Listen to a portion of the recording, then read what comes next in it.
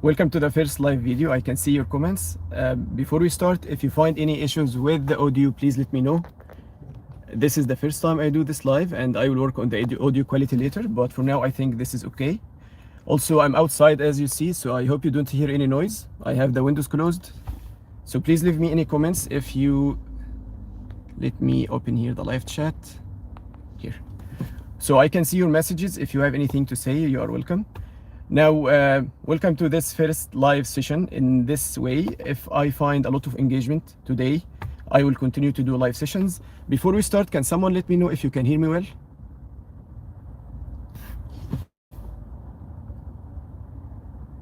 I can see Mohammed Gabir, Mohammed Khairi. Guys, can someone tell me if the voice okay? All right, thank you, Mohammed. All right, so let me give you an overview about this session first. So this is a live session. The way I'm doing these sessions is because I want to engage more with you guys. It's going to be a way better than doing recorded videos. So I'm waiting for your engagement. So I'm looking forward to seeing your comments. If you have any questions, let me know. I will answer them as long as I can. And if I find good engagement today, I will definitely continue to do sessions like this. I can see we already have 6 people online. This is more than enough for me. So if you have any comments or any questions, let me know, and I will keep checking all the comments here. Now, the video today, I asked actually a question on my LinkedIn page and on the YouTube channel about the best topic you want me to talk about, and everyone, we are talking about more than 70%. They have chosen to talk about the move to France and the SAP market in France. So I have some topics I want to talk about today. I have some points listed. That will take the time of the video, but I'm also more than happy to answer your questions. Again, this is an engaging video. It's not something, I'm not looking forward to speaking alone. So I want you to ask questions. If you have anything to say, let me know. And I will definitely start answering your questions. Even if this takes us in a different direction, it's okay for me. I will try to keep the session at around 30 minutes. I cannot go more than this. It will be boring for everyone. And I will try to answer all the questions that are related to the topic as long as we stay within the time limit. So let me start. And before we start, hi to everyone. So thank you for hi. Let me see. Salam Khalid. Hi everyone. So let me start. I don't want to waste your time. So let's start with the topic. So first, how did I find an opportunity in France? And this is something that applies to many people also. So the first time I found a visa to France, it was because someone contacted me on the YouTube channel. And this person was an owner of a small freelancing agency in Paris. So the guy has a small company that has around 5 or 6 employees, and he legally is capable of doing the legal papers needed to give a visa and a work permit to anyone, and then find projects for him. So this person, he contacted me on LinkedIn. He asked me if I am interested in working in France, and he offered to do all the legal requirements needed, so the visa, the work permit, everything, without any cost. So this is why I was comfortable with this, because he didn't ask me for any money. Of course, if someone asks you for money to do some procedures, you should be very careful. So he just said, if you are interested in working in France, then I will take care of everything, all the papers, all the costs. Even the first time you travel to France, I will pay the travel ticket. But in return, I need to find my own projects. He would help me find projects, but he is not really experienced in SAP. So he asked me to find my own projects. And once I find a project, we can modify the contract to reflect the rate I got in the project. And he will take 20%, I believe it was 20 or 25% as a commission. So for me, I found this a good deal. I mean, I was not able to freelance in Europe until then because I didn't have the legal requirements. So for me to open a new market, it was a good choice. So I agreed, and he actually created all the legal papers needed with the minimum salary required to get a visa.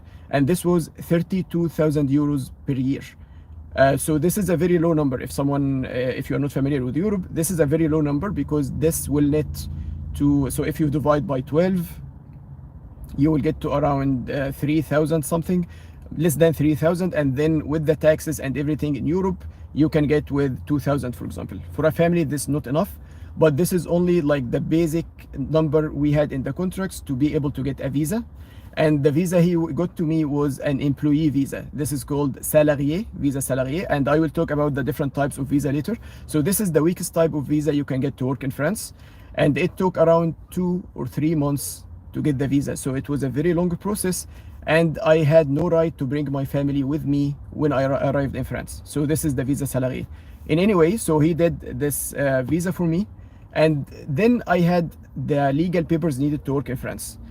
Now, once I actually started the process, so even before I get the visa, I changed my LinkedIn profile country to France. This is very important. This is really important here.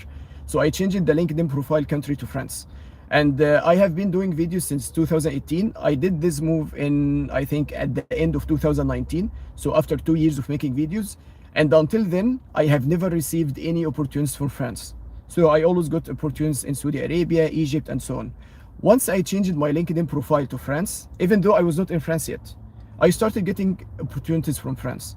So this is an important point that I didn't really realize before, or I didn't think about. It makes sense.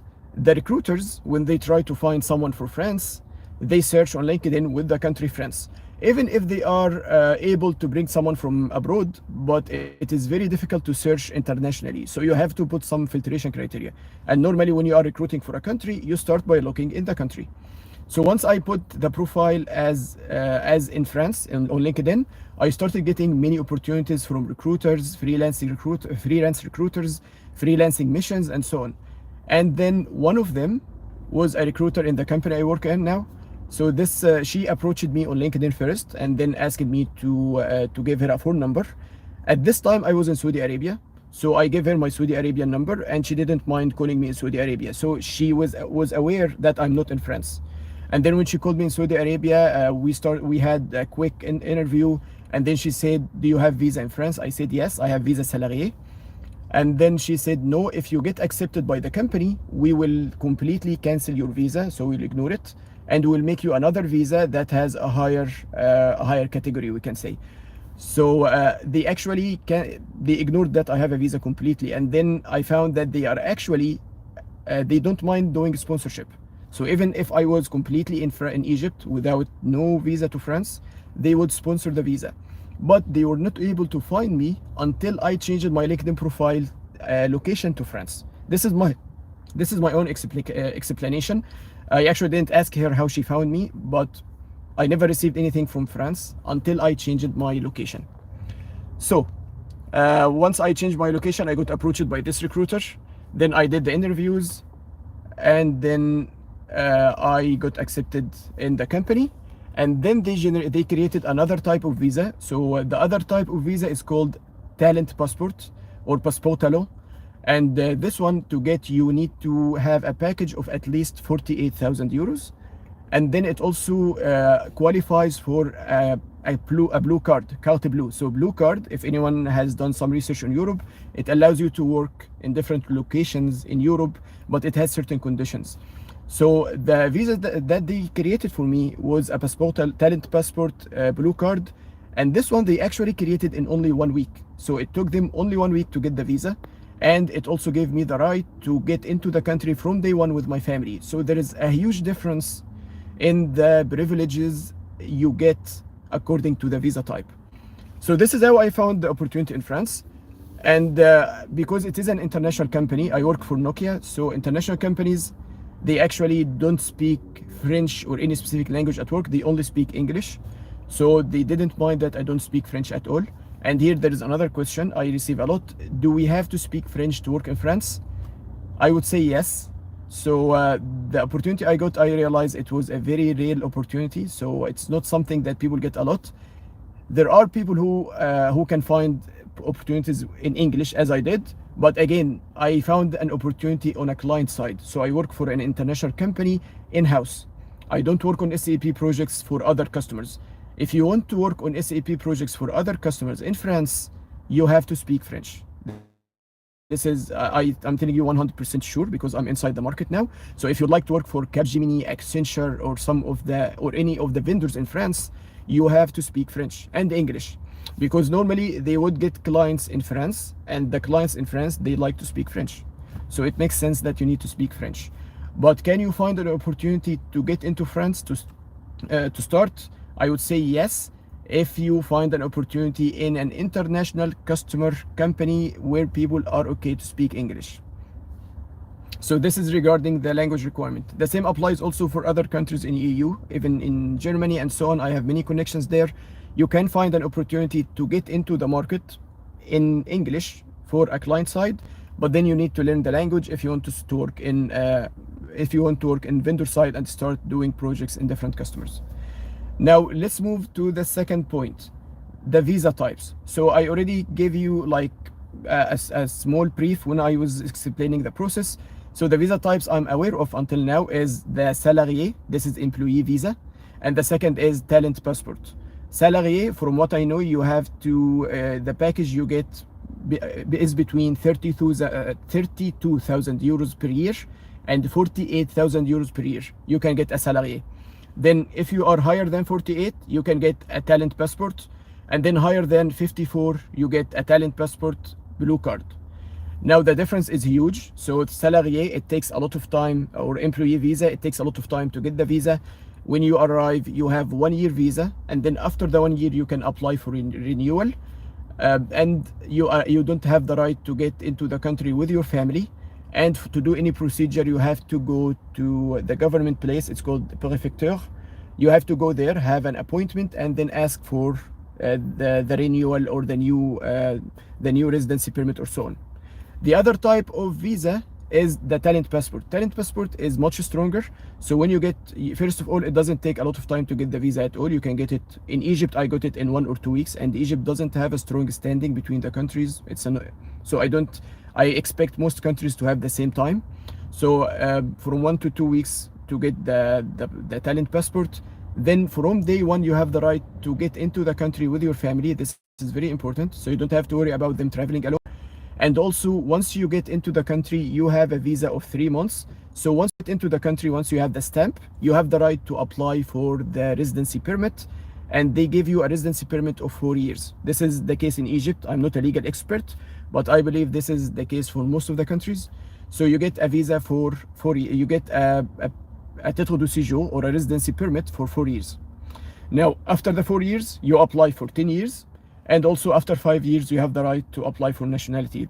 Anyone in France, after 5 years, you have the right to apply for nationality. It doesn't give you the right to get it, but you can start applying for the nationality procedure. So this is regarding the visa types I am aware of.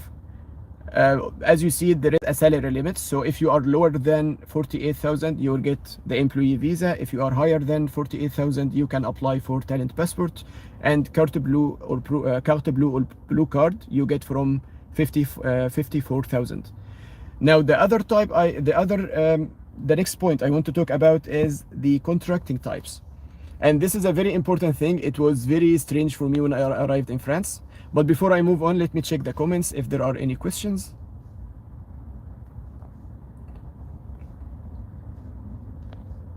All right, live chat.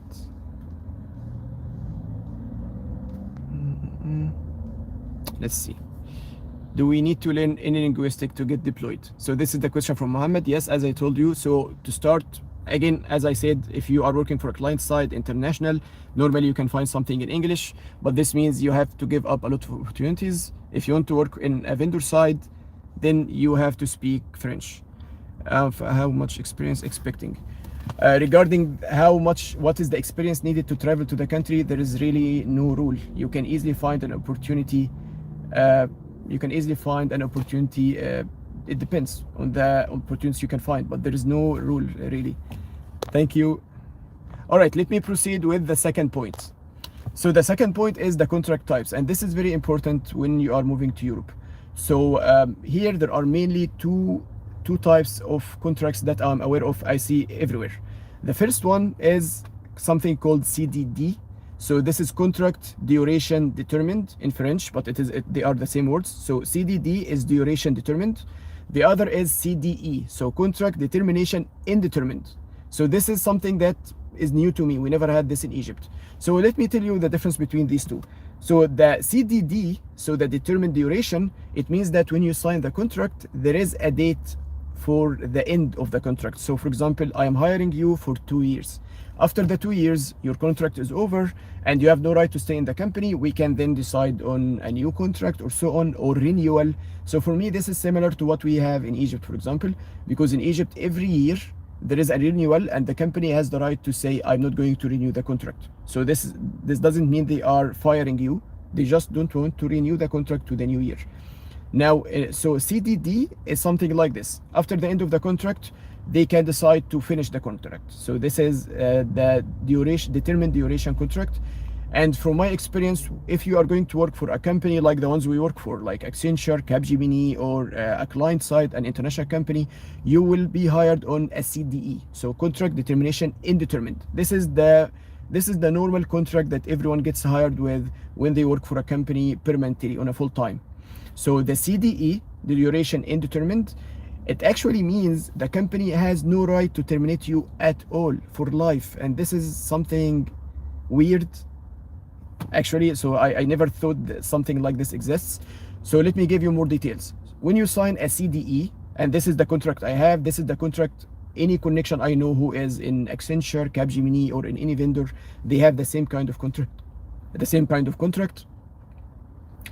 So the CDE, once you are signed the contract, you have 6 months, 4 to 6 months of trial period, and this or probation period. So this period, within this period, you have the right to leave the company without giving a notice, and they have the right to tell you to leave without giving a notice. It is a probation period. The contract is not valid yet. Now, after the 4 to 6 months, so first you get to 4 months, and then if they tell you that we want to extend it, maximum they can extend it to 6 months. After the 6 months, you are hired for life. So if they want to fire the person for any reason, so you have issues with your manager, you are not performing well, or any reason, they actually don't have the right to fire you. So to fire you, they have to file a legal case and prove that you did a grave mistake. So you did something very, very huge. For example, you sexually harassed someone, you didn't show up to work for a year, or maybe you caused the company to lose a lot of money. Again, they have to prove every one of these. So it is a legal case. So to fire you, they actually have to go through a legal process. So normally when you are hired on CDE, everyone is calm, you cannot get fired. The other thing is, the other option they can get is if they do a social plan, like the one that's happening in Twitter now, and this is a huge deal. So as you see now in Twitter, Elon Musk, he bought the company, and then he decided to lay off 50% of the employees, and he informed everyone within a night. So he told them, I think on Thursday, that by Friday, if you didn't get an email, you are fired, something like this. This does not exist in France. It cannot happen. So once you are in CDE, they cannot fire you at all. And if they decide to do a social plan, this is something they have to announce like 1 year ahead, a long time ahead. And I have a real experience with social layoffs. When I arrived in France, this happened in the company actually. So they have to tell you a long time before, and then they have to go through a lot of negotiations with labor unions. They have to get a medical, like a psychiatrist to be on site for the company to help the employees through the difficult times. They have to offer compensations to everyone, give them training, pay them money when they leave the company, and they have to agree on like a compensation with the labor unions before they can apply the social plan. It's not something that happens overnight. It takes a long time of preparation, and you know before you leave the company that you will leave after a while. So they actually tell you like 5 or 6, like a while before, I'm not sure how long, but they tell you a while before that you will be included in the social plan. So you know, you are ready, you get compensated. It doesn't happen overnight. This is what happens in France when you are on CDE. So CDE means you are hired for life. They cannot even say we are not going to renew the contract to a new year. You are hired, indeterminate.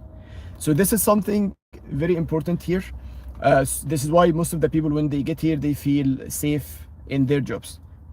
So this is the difference between CDD and CDE. Let me check the questions. So if anyone has any questions about this part before we go into the freelancing requirements. You see your top chat. All right, how do you get a job from, let's see, the messages. I'm fresh graduate starting. Where I start my SAP education. I will only answer the questions related to the topic of the video today. If you have other questions, please send me a message on LinkedIn. I will try to help as much as I can, but for now we are talking about the SAP market in France and the different requirements to get into the country. How do we get a job in Germany in setting from India? So Gunnar, the same as I said for France. I mean, I would completely recommend you try to experience with changing the LinkedIn profile country. So try to put that the country in your LinkedIn profile as Germany, and you will start getting contacted for opportunities in Germany. And then even if most of them tell you that we are looking for people who are already in Germany, you can actually find someone who is willing to sponsor the video, sponsor the visa. Is there a twist like make it unbearable experience, or they don't, since it can lead to legal fights? Okay, so Muhammad, actually they don't. It's just, I mean, even if they make it unbearable for you, you can always have a bad manager. But again, at the end, it is your decision. You can say, I'm not quitting. I mean, no one can ask you to quit. This is really, it's strange. Huh? I know, I mean, I have I have never imagined anything like this. So even if they make your life unbearable, you can still say, I'm not quitting the company. I mean, it is your decision at the end. And here, how relates freelancing in France? I will talk about freelancing later after this point.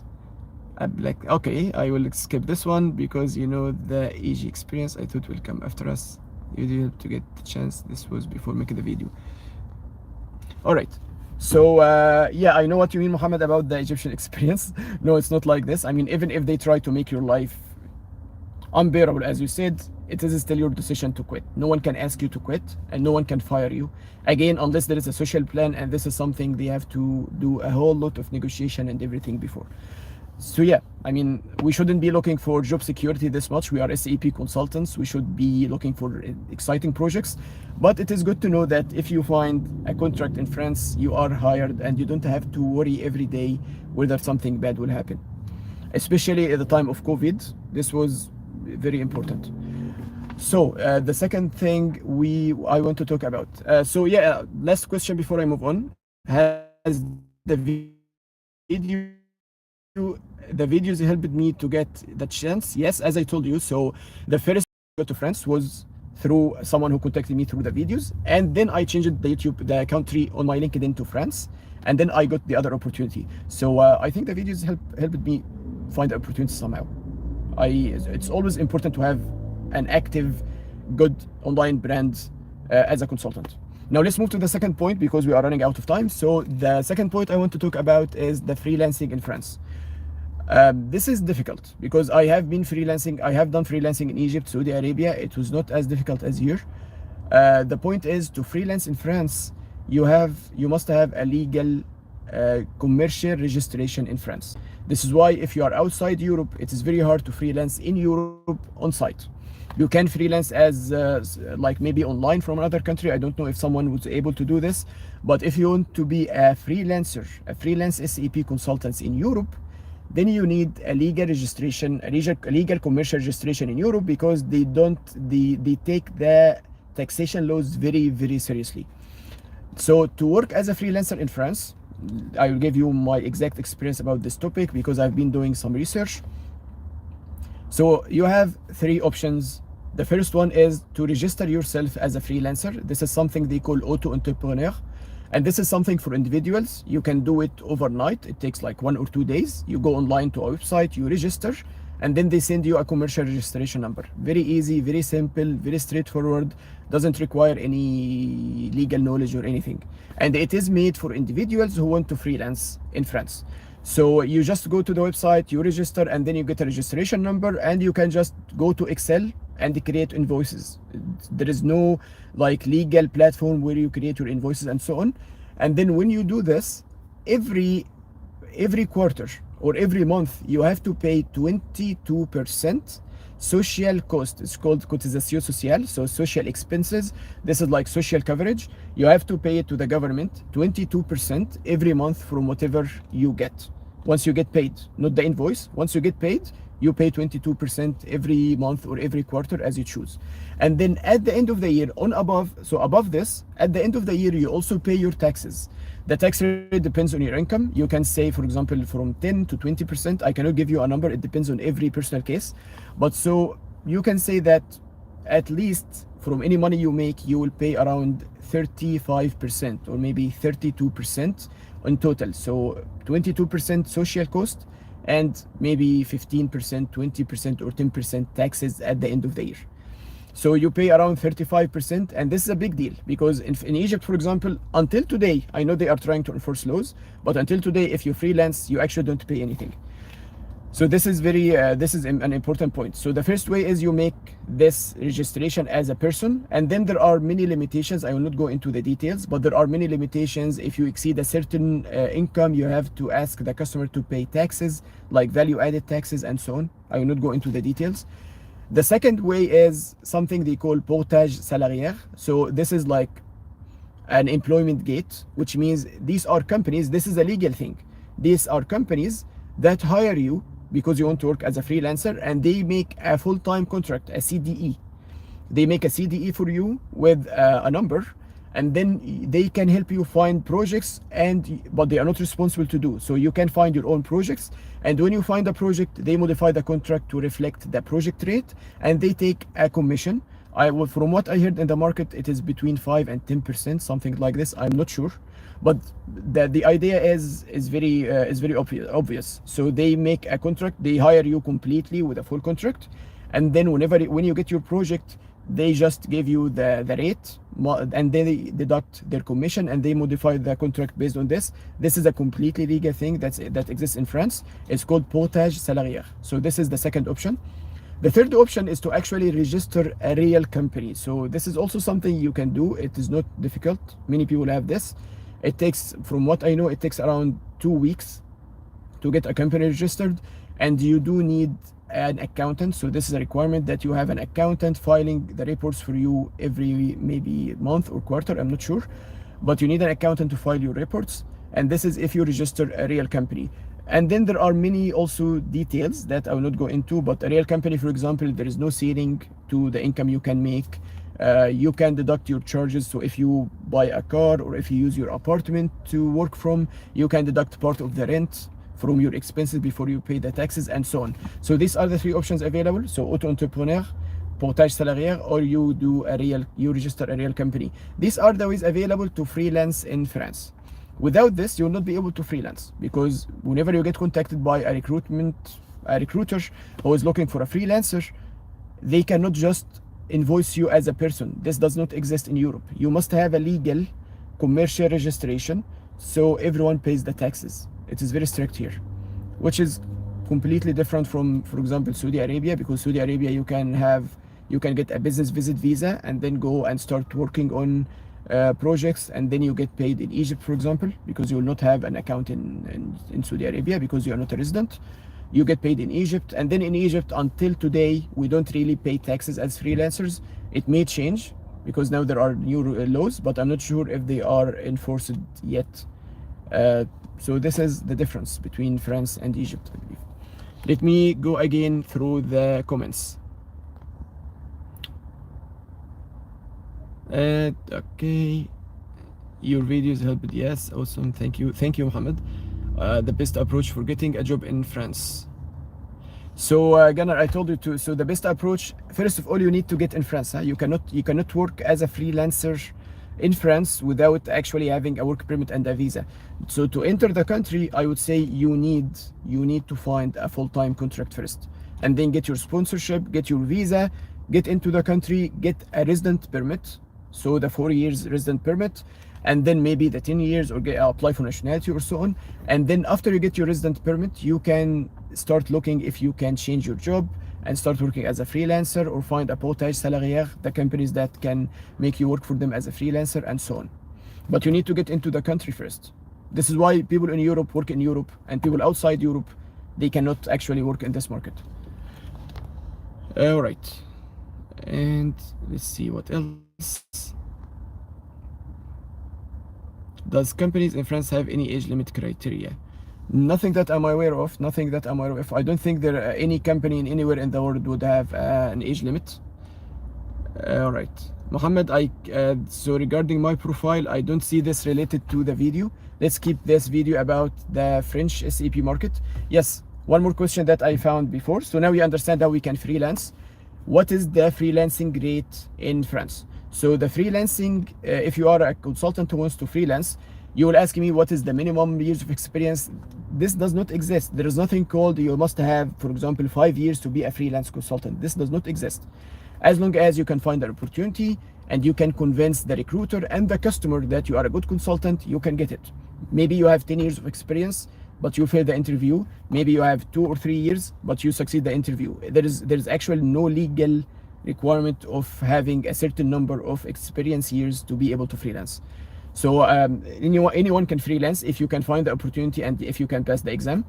Now the rates, they are completely different like anywhere else, but the good thing about Europe is there is actually an average rate that everyone agrees on, and this rate is 700 euros per day. I'm not saying this is the only rate. There are people who get higher, there are people who get lower, but 700 euros per day is what we expect initially when we get contacted for any freelance opportunities. Until now, I have not freelanced in Europe. I'm still in a full-time contract in the company I work for, and I plan to stay like this for a while. But I like having I like staying up to date with the market. So the market rate is 700 euros per day, and again, you are not getting paid this number. You are in Europe. You pay a lot of money on social insurance and on taxes. So if you get paid 700 euros per day, the way you do the calculation is you multiply 700 by 20 days, because this is the average you work over all the months. And then after you multiply by 20, so let's say 14,000 euros, then you have to deduct the social insurance and you have to deduct the taxes. And to be on the safe side, you can say from this number you deduct around 40%. So if you remove 40% from 40,000, you end up with around 8,000 euros per month. And again, this is a very optimistic view. There are many things else that you need to do, because this does not cover the other expenses like your medical insurance. If you want to add an additional medical insurance, it does not cover your retirement if you want to add a retirement plan. So yeah, but this is the number, this is the calculation we do. So the average rate per day is 700. And remember, whenever you talk about freelancing, you do not get paid for weekends, and you do not get paid for sick leaves. You do not get paid for official bank holidays. Any day you don't work, you don't get paid. So there may be months when you get work only 15 days, for example. So you have to be careful about this. One last look on the comments before we end the video, because we have already passed the 30 minutes. Okay, top chat. Let's see. Thank you. Did you manage to learn the language? And it's easy from people from Morocco, Algeria, and Tunisia. Yes. So I'll do yes to answer your question. So did I manage to learn? Yes, I did a lot of effort, but let me answer the second part first. This is why actually the people in North Africa, like Algeria, Tunisia, Morocco, they have a competitive advantage. So they get to the market easier than the rest of us, because they already speak French. And they need to modify their French, because even their French is not like business French that works in France. So you can always hear them saying, when we arrived in France, we struggled also to start working, but they know French. So yeah, it makes a big difference. Also, many of them get to do master's degrees and so on in France, because there are a lot of agreements, and it is in their culture that they go finish their studies in France. And then when you finish your studies in France, you have a good opportunity to start there. So yeah, people from Tunisia, Morocco, Algeria, they have a higher opportunity than the rest of us. Did I manage to learn the language? Yes, but I put a lot of effort in this. So during the last year, for around 8 months, I used to go to a French course every day, 4 days a week. So 4 days a week, 2 hours every day. So 2 hours every day from 6:30 to 8:30 every night after work. Every day, 4 hours, 4 days a week for around 8 months. So it took a lot of effort for me. I mean, imagine the things you can learn at this time. It took a lot of effort, yeah, and I managed to learn French somehow. I can start now I can already pass interviews in French easily, but I still need to translate my SAP knowledge and accounting knowledge to French, because what I do until now is general French, and it will take me more time to do this. I have to maybe take an accounting course in French or something, even online, to start changing to start learning the terms in French, because until now I don't know them fully yet. So I think this is everything for now. Chat. Let's have a final look.